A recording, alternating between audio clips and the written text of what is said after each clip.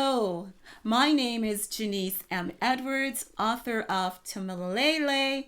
I'm so glad you're here for the first of the To MILELE readings. Let's start with the prologue.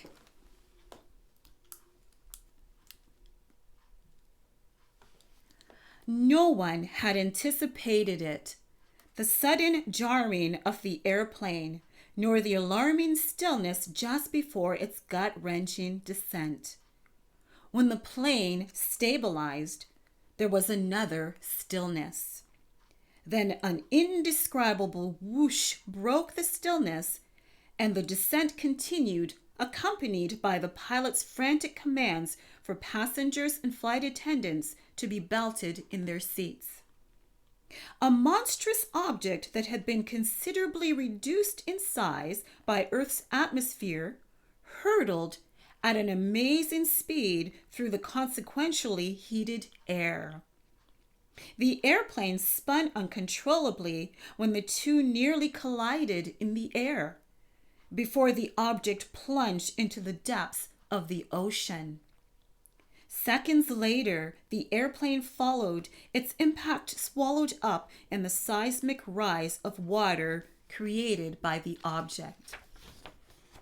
The calm following the impacts ballooned, its breath held too long before the resulting forceful exhale.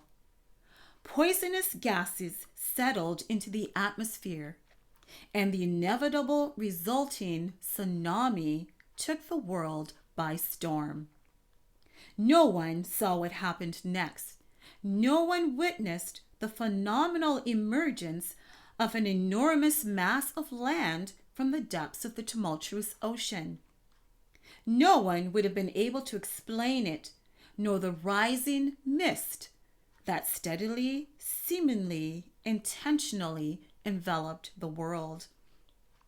The mist trapped poisonous gases just above the ozone layer and left only two places on all the Earth exposed to the light of the noonday sun.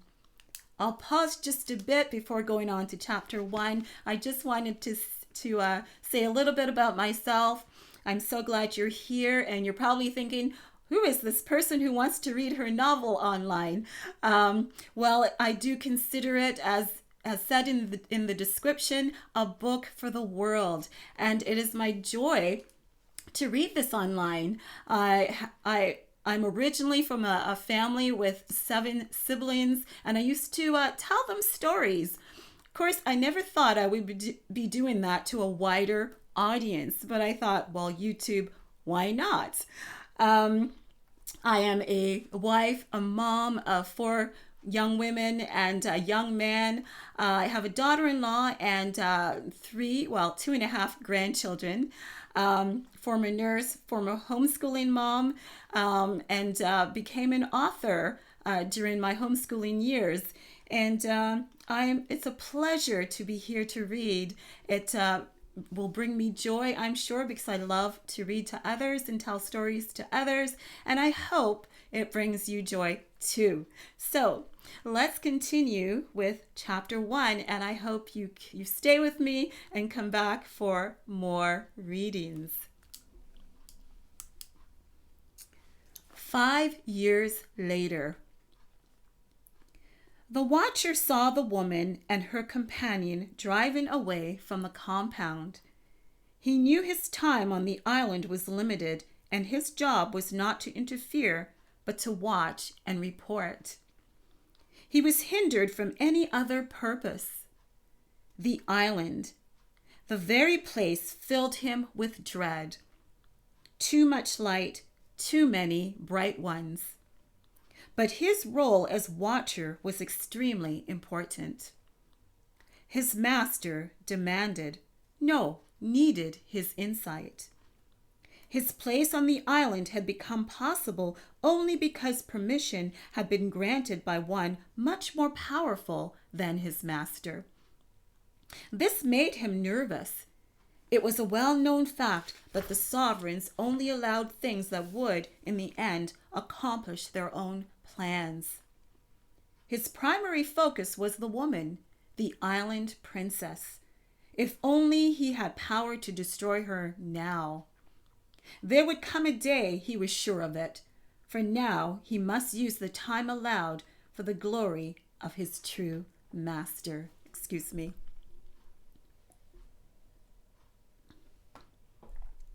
New scene. Hope Kala Kanisa tightly gripped the steering wheel as the military utility vehicle hit another rut in the hardened dirt road. She reduced her speed slightly, wincing as she glanced over to the passenger side. Her passenger sat holding her tall, lithe figure rigidly, bracing for the next impact. "Sorry, Ruth," Hope apologized just before swinging around the next rut. "The maintenance crew is scheduled for this side of the island this coming week, but for now..." "I know you're sorry, but riding with you has become an occupational hazard I never signed up for," Ruth Harris said in a tone laced with humorous sarcasm. Hope laughed. "What? More hazardous than helping Dr. Mark oversee the health and well-being of an entire island?" "Maybe right up there with it," Ruth said, smiling broadly. She quickly adjusted her standard issue full brim hat over her short black afro. Hope smiled to herself, knowing how Ruth disliked wearing the hat. But everyone was required to wear them when outside for prolonged periods of time. Sunburns were not uncommon on the island, with its lack of mature trees, especially for those with fair skin. But even for her light brown and Ruth's darker brown tones, caution was observed. Hope glanced past thick brush lining the narrow road to a vast field with rows upon rows of crops. This crop site, Agri 1 or Agricultural 1, Agri 1 was closest to the ocean. Moving counterclockwise westerly, Agris 1 to 6 were spread fairly evenly around the island. All the way to the southeast side of the island, close to the island's only mountain. The back of Agri 1, its north side, was bordered by more low-lying vegetation, while its west side was bordered by a single row of saplings lining the field all the way to the road. The road ran along the south end of the field, and beyond its east side, the seemingly endless ocean could be seen. At least, it would seem endless but for a voluminous gray wall of cloud that surrounded the entire island and its waters in the middle of the Atlantic Ocean. The mist. Only one other place on Earth was free of it. After slowing the vehicle considerably, Hope made a careful left turn onto a narrow path parallel to the west end row of immature trees. In the field, a large group of agricultural workers labored diligently, intent on their task. They were all men, as the women worked in smaller gardens located within the compound where the community of Eden 2 lived and did other vital work. At the vehicle's arrival, the workers gradually ceased their labor. Even with the island's moderate humidity, only food and outdoor latrine breaks took the agri-workers from their day's work. Crops. Hope knew it was essential for a world that struggled to feed itself. Only one other location in the world had substantial crop yields: the nation of Israel. "Gets me every time," Ruth said. "What?" Hope asked. "That we help feed the world." "Yeah." A sudden surge of emotions hit Hope. The island, Eden 2, so dubbed by the rest of the world, had been her home for the last 5 years. The first 3 months of those years, after her passenger plane crashed into the Atlantic Ocean, it had been thought she was dead. Before preparing to leave the vehicle, Hope suppressed her emotions. It was unresolved grief. That's what she'd been told by a psychiatrist during her brief return to the world under the mist. She still struggled over the loss of her parents years ago, coupled with grief over the loss of a world instantly changed, and a memory she'd supposedly buried.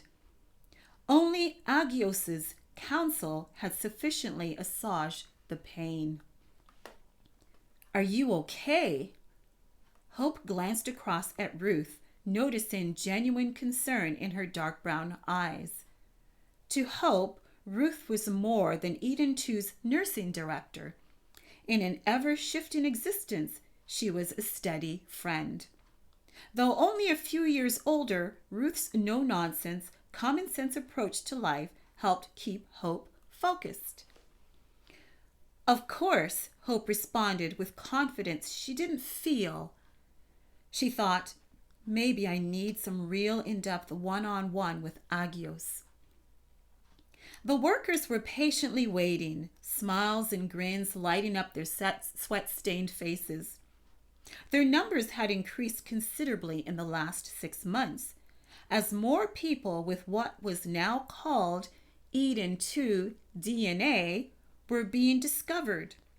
People who could survive in Eden 2's atmosphere without breathing apparatus and a protective bodysuit.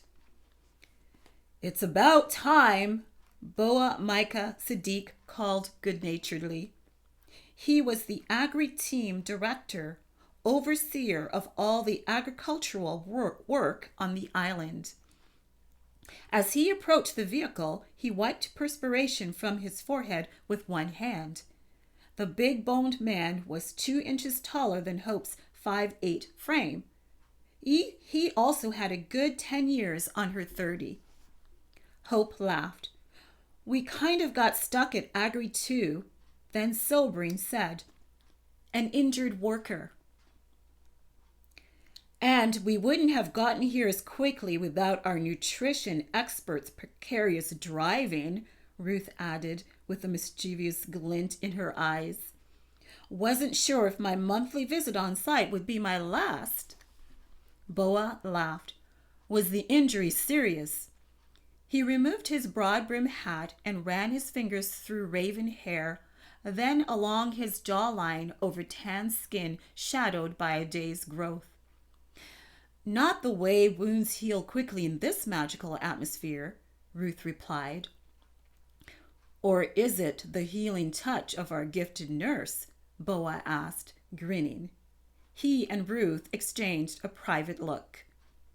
Hope didn't dare bring up the topic, but she was becoming more curious about Boa and Ruth's relationship. Unfortunately, the island had been deemed work only by the Council of Nations. The Council of Nations, a world organization that governed the world after the destructive forces of an asteroid changed the world forever. Eden 2's main objective was crop production and research. Families, children were not permitted. Anyone in non-compliance would be forced to leave. Further thoughts on relationships were shelved as the cheerful greetings of the other workers took center stage. Hope opened the rear doors of the vehicle and started handing out lunch packages on her side, while Boa dealt with the lineup on the other side. The gratefulness of the agri workers for their noon meal always cheered her. She understood their gratitude that despite the hard, back-bending work, they'd been chosen. They'd been commissioned to make a difference in a world that had plunged into despair 5 years ago. At the first opportunity, Hope stepped aside with Boa. "Have you seen Agios?" If Ruth encouraged steadfastness, Boa inspired strength and courage. He was like a rock. He also seemed to have a closer relationship with Agios than most of the other islanders. Boa smiled broadly. Who hasn't seen him? He seems to be everywhere. He took a bite of his well-stuffed chicken and vegetable sandwich. He'd remained standing, unlike other members of the crew who'd found convenient places on the ground close to the brush and small trees, taking advantage of the feeble shade offered. Hope searched the vicinity briefly, then raised an eyebrow pointedly. Yes, but where is he now? Right behind you. It was a familiar voice, warm and comforting, which immediately and inexplicably soothed her anxieties. Hope turned toward the utility vehicle. Agios had just emerged from around the far side of it. He was tall and lean, bronze skin, wavy dark brown hair just touching the edge of his white shirt. Most noticeably were his brown eyes. They were deeply warm and seemed full of the sun. He paused about a meter from her, smiling. And even if you don't know where I am, I know where you are, Agios told her gently. So you keep telling me, Hope responded, basking in his comforting presence. But how can you know? Even if you know the island better than anyone, you can't possibly always know my whereabouts. His gentle, knowing smile remained in place, and he refused to respond to her doubts, as was often his way. After a reassuring nod, he moved past to Boa. Boa, will you be seeing Peter this evening? Ah, yes, Boa answered, nodding. I do have an appointment. Good, Agios said, already looking past them to Ruth and the Agri crew team.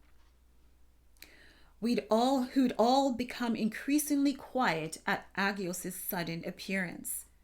Their expressions were ones of curious expectancy. Agios looked back at Boa. Will this be after the evening meal? Boa nodded. Good, Agios said again. Peter will be more agreeable once he's been comfortably fed. His day has been more difficult than usual. Don't be late. The others will not wish to start without you. I believe you're right on that, Boa agreed, chuckling easily. His bearing, his tone, held an easy attitude of respect they all seemed to afford Agios. I definitely would not keep Governor Peter waiting. Agios focused on Hope. Don't worry, we will talk. I will find you. He then turned and moved off among the crew, doing what only Agios seemed able to do so freely on the island, intermingling with no barriers, listening, always listening. Boa chuckled as he massaged the back of his neck with one hand. He's the only one I know who gets away with calling the governor just Peter to his face. He eyed Hope. But then, you, being the island princess, also have your lion's share of liberties. Hope sighed. I wish you wouldn't call me that, even if that's what I'm called behind my back. My being here first doesn't give me any more privileges than anyone else. But that's where you're wrong, Boa disagreed, gently but firmly, his dark brown eyes twinkling. You must see that by now.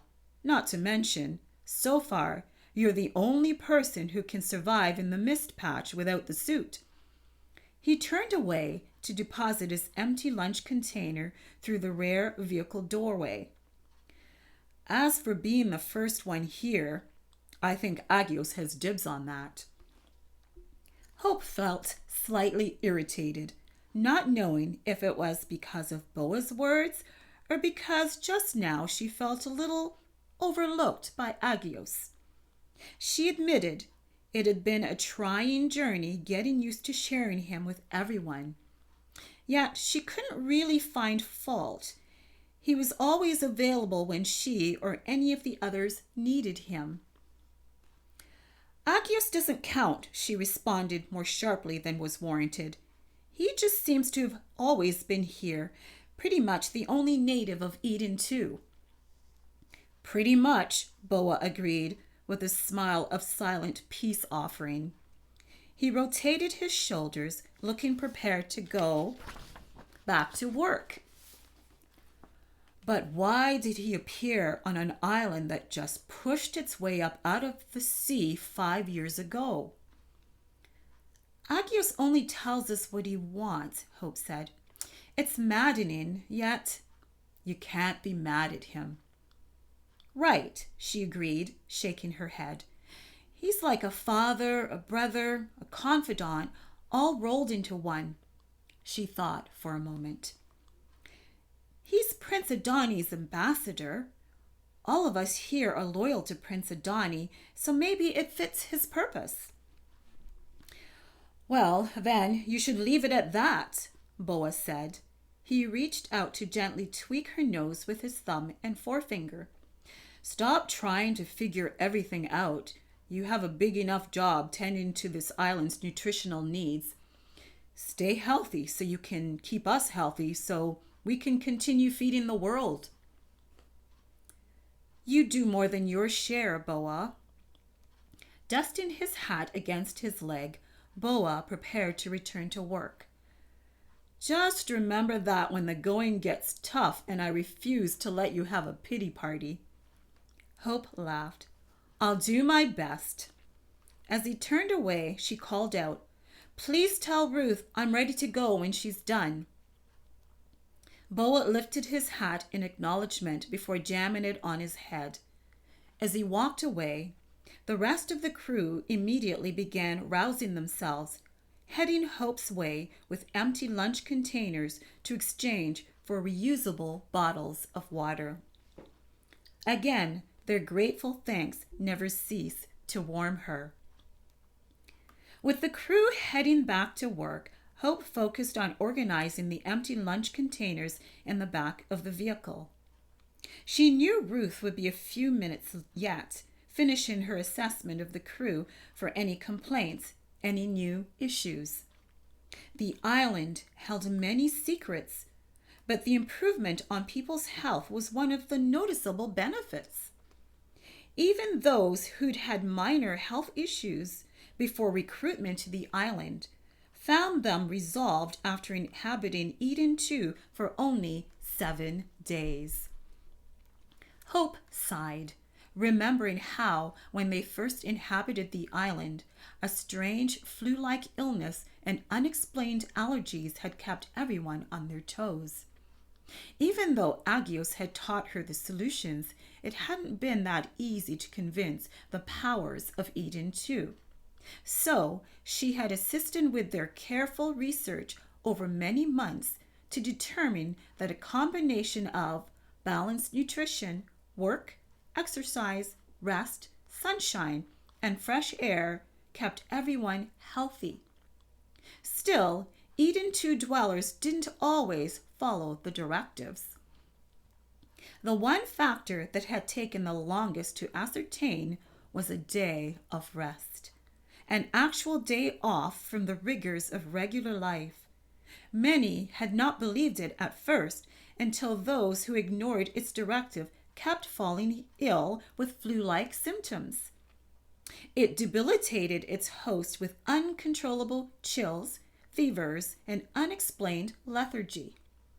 So far, no one had died from it, but the 3 weeks recovery time usually meant a lesson well learned. Hope arched her back, stretching before leaning against the vehicle.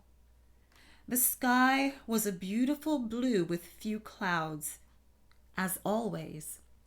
Slight breeze, faint odor of earth, and the mist. It bordered the island's waters and was spread across the entire world, except for part of the Middle East. Israel. Eden too and Israel, the only two places free of the enveloping cloud that had all but debilitated the rest of the world. Unless, of course, one had access to Prince Adani and his mysterious sky kingdom. Prince Adani, whom her parents had told her about years ago, remained a mystery to much of the world. Though he'd been among them for years, many now chose not to share knowledge about him with their children. Yet no one could deny that warnings forecasting the disaster that had taken the world by storm had come from Prince Adani's followers, the loyals. Many had scoffed at the idea of the Sky Kingdom. Building a massive city away from Earth? Crazy, impossible. Even with the advent of routine civilian space tours, skepticism about a city in the sky was widespread. The same disbelief remained over the disappearance of Prince Adani following his fatal confrontation with the World Council, now known as the Council of Nations. Many believed Prince Adani had not been killed. Some believed he was, indeed, dead. They believed there was a major cover-up conspiracy entrenched in the hearts and minds of Prince Adani's loyals. As for the Sky Kingdom, before the mist, and on a clear night, it could be seen like a space station too close to Earth. Now, the question for many was, had it ever really existed? The mist. How interesting that the same substance that threatened the world provided seclusion and elusiveness to another. Roping a stray ringlet behind one ear, Hope sighed. Would things ever get back to normal? Ruth was heading her way. Did anyone even remember normal? And that takes us to the end of chapter 1, where we see that there has been a great disaster in the world, and out of that has come a strange island. I hope you join me next time for chapter 2 of To MILELE. Take care.